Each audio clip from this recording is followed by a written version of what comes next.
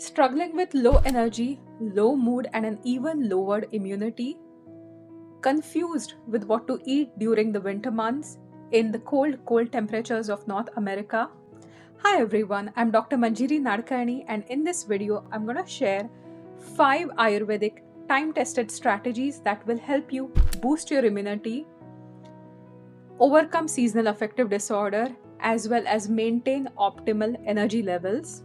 Number 5 strategy that I share is super important, not just from a health aspect but also from a cancer preventative aspect. So make sure you watch this video till the very end. I also host weekly live sessions called Wellness Wednesdays that combine Ayurveda with modern holistic nutrition.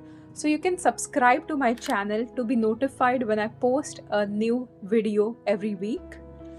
As the cold weather sets in, many people struggle with low energy, low mood, and a weakened immune system. The changes in season from autumn to early winter, the harsh cold winds, the lack of sunlight in the northern hemisphere, the lack of physical activity all attribute to aggravation of Vata. Vata is the main dosha that helps maintain harmony within the body and with the external environment. Dealing with sub-zero temperatures makes your body work harder, maintaining its temperature, thereby aggravating Vata. So it is extremely important throughout winter to be able to balance this Vata dosh, especially during the early winter months. So my number 1 strategy is to ditch the salads. Yes, I'm talking about ditching cold, dry salads. Do not consume leafy greens in the form of salads. I'm not asking you not to consume leafy greens, but I'm asking you not to have cold and dry salads that are going to increase Vata dosh. While leafy greens are a fantastic source of B vitamins, nutrients like folate, as well as various minerals, it is detrimental to consume them raw because they can aggravate Vata dosha and they can be extremely dry when it comes to your digestion. One strategy you can use for the winter months is to swap the cold, hard, dry salads for cooked, warm, lubricated, or gheed up moist salads. What you can do is take a tablespoon of ghee, organic cultured ghee works the best. Add 1 teaspoon of cumin seeds, let them splutter. Then you can add 1 clove of crushed garlic, 1 to 2 tablespoons of chopped red onion. To this, add 4 cups of chopped leafy greens. Make sure you cook the onion and garlic well till translucent before you start adding the greens. Once the greens are wilted, you can season with salt, pepper, and top with unsweetened coconut flakes. This gives the greens a delicious taste as well as good fat in the forms of ghee as well as coconut, and this can be eaten to enjoy the benefits of leafy greens without aggravating your Vata dosh. For this recipe, you can use any kind of greens that you enjoy. Where cooked greens are better digested than raw greens, and cooked greens are easier to assimilate in your body. A gentle warning is do not cook lettuce greens. When I was new to Canada, I made the mistake of cooking iceberg lettuce thinking it was some sort of a Canadian cabbage, and the result was not pleasant, I can assure you of that. My number 2 strategy is to minimize fruit and fruit juices. California oranges do not prevent colds and flus in Canadian winters. Oranges can be extremely cooling to the body. Winter is not the best time to have fruit because while fruit can be balancing Vata, a lot of fruit is cooling to the body and your body is already trying to warm up to deal with the external cold temperatures. So cold fruit, especially frozen fruit, whether it's berries or even fresh fruit which is very cooling like bananas, grapes, oranges is not a good idea in the winter season. If you want to have some fruit, one of my favorite fruits for the winter season is amla that's found in abundance in India. If you can find amla, you can saute amla in a teaspoon of ghee. Make sure you're cooking it a little bit. You can add a bit of salt to it. Amla has 5 different tastes and it's extremely good to boost your energy levels. It has way more vitamin C than oranges. And when you're cooking in ghee, you're making it way more digestible. The addition of salt also supports digestion. Another way to have fruit is making sure you're stewing the fruit. Simply core and chop up an apple, saute it in 1 teaspoon of ghee. You can add a quarter cup of water along with spices like cloves, cinnamon, or a dash of nutmeg. Top with your favorite nuts and seeds, and voila, your delicious apple stew is ready. You can stew different kinds of fruit like pears or even cranberries that are in season. Another fruit that you can consume in the winter seasons is papaya. Ripe papaya is warming to the body, also supports digestion, so it's a great fruit to have during winter months. My number 3 strategy is to load up on sesame and other seeds and nuts. Open sesame was the secret password in the medieval Arabic adventure tale called Ali Baba and the 40 Thieves. These magic words, open sesame, opened a hidden cave rich with treasures that were stolen and stored by the thieves. Similarly, sesame seeds can open your health to various benefits. Sesame seeds are the best among seeds for balancing vata. They help not only your skin health, your digestion, but nourish all the tissues until your bones. Sesame seeds are also warming in nature and they're balancing to both vata and kapha dosha. These are also the best kind of seeds to consume in the winter months. Sesame seeds are rich in fat, protein, mineral, vitamins, as well as dietary fiber. Studies have found that sesame seed contain up to 22% protein and 62% fat.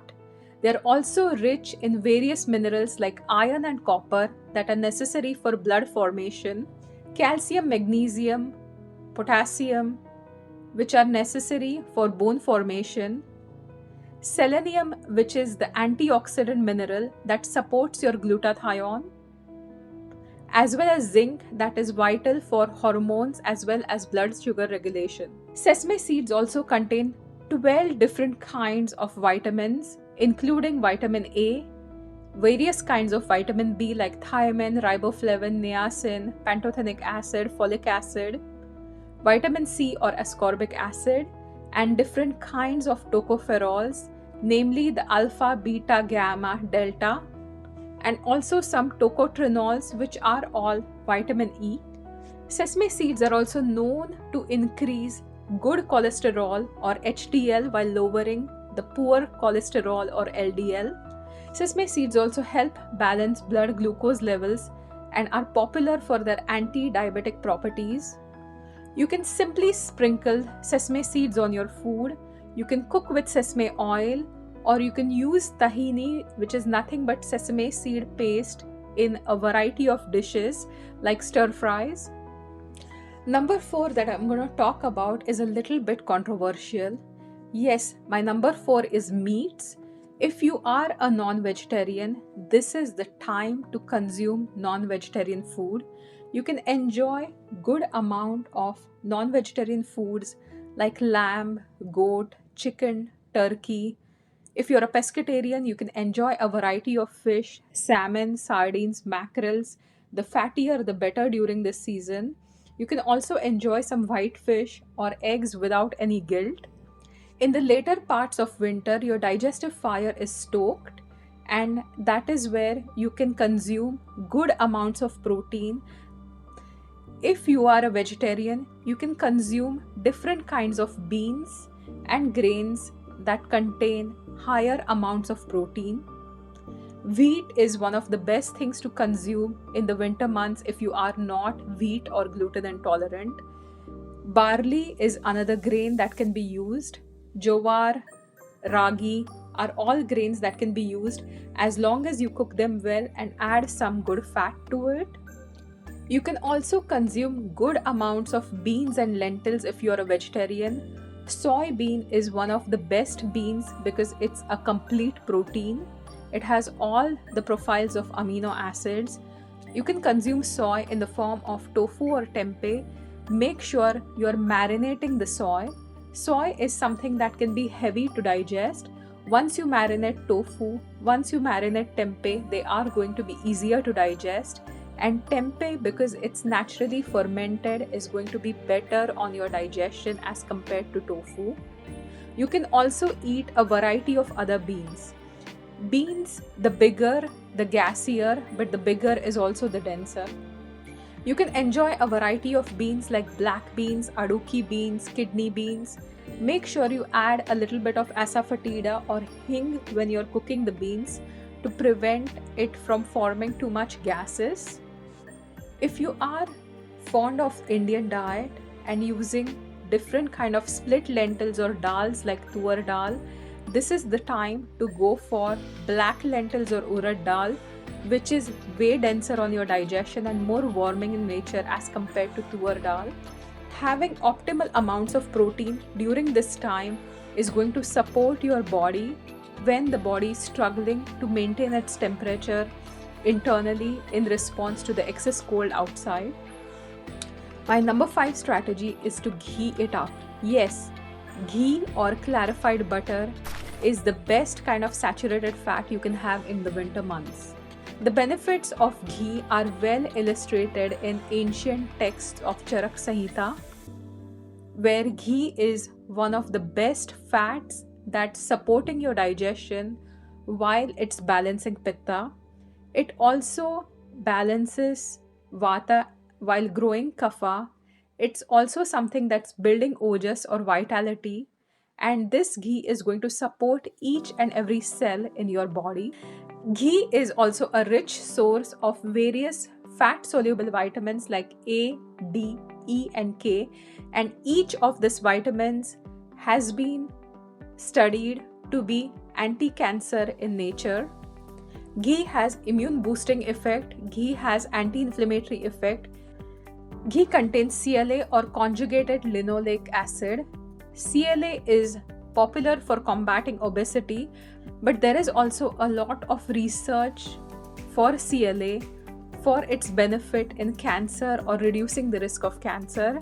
That is why we say a teaspoon of ghee keeps any kind of ailments away. You can easily have 1 to 2 teaspoons of ghee on a daily basis and increase its dose depending on your dosha dominance. Especially if you're a vata dominant personality, you can have more ghee, 2 to 3 teaspoons easily without it causing any trouble. Ghee can make your skin and hair glossy. Ghee has also been used as a moisturizer for centuries now. One of the most common questions that I get asked is, if ghee has all these benefits, can I consume it if I am lactose intolerant? The answer is absolutely yes. Ghee does not contain any lactose. It is lactose free. At the same time, it's also milk solid free, because when you process ghee from butter, you're cooking butter at lower temperatures and you're also separating all the milk solids, whether it's whey or casein. There are studies done that clarified butter or cow ghee had a protective action against carcinogen induced mammary cancer or breast cancer. Cow ghee is also known as a longevity food.